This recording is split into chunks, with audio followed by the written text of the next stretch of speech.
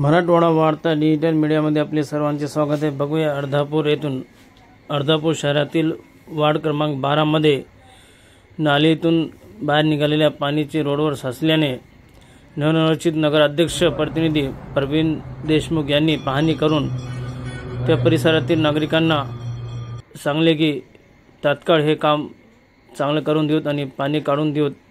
सोबत माजी उपनगराध्यक्ष मुसविर खतीब व वार्डातील अनेक लोक उपस्थित होते।